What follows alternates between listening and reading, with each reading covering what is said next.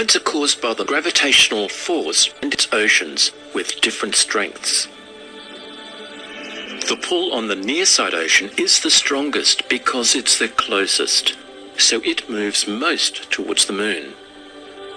The Earth also moves towards the moon, but not so much as it's further away. Finally, the far-side ocean moves towards the moon least because it's farthest from the moon. These movements due to gravity create 2 high tides and 2 low tides as the Earth rotates through 24 hours. But there's a big object that's missing from our diagram.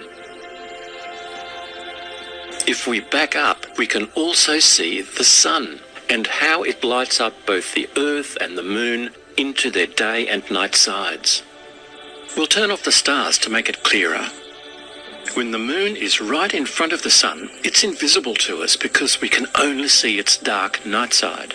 This is the new moon position.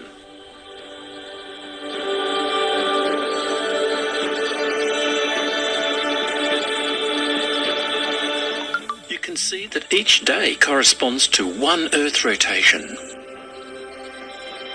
In just over 7 days, that is 7 Earth rotations, the moon orbits around the Earth to its first quarter position, where we can see half its day and half its night side.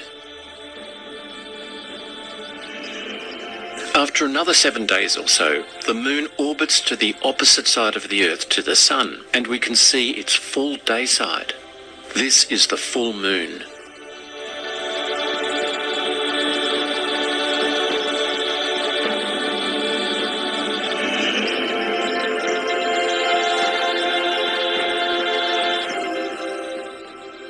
Then it continues on to the 3rd quarter, before returning to the new moon position to start all over again.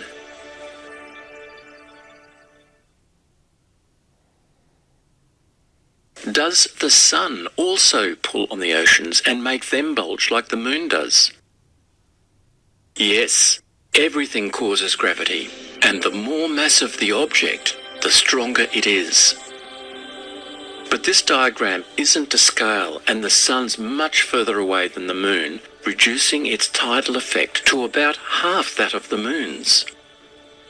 Additional attractions combine to make super tides. This happens at the new moon, making the high tides higher and the low tides lower. This extreme tide is called a spring tide. But when the moon goes into the 1st quarter, the gravities pull in different directions, and the sun actually takes away from the moon's tidal effect.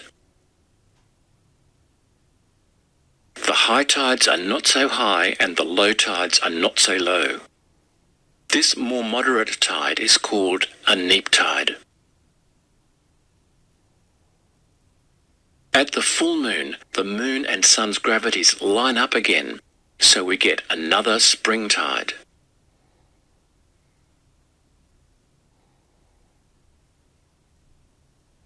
At the 3rd quarter, the gravities are out of whack again, so we get another neap tide.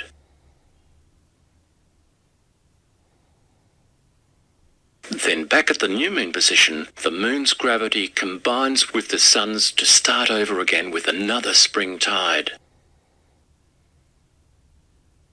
Each month, the Earth spins almost 30 times, so we get nearly 60 high tides and 60 low tides. Of these, 2 are spring tides and 2 are neap tides.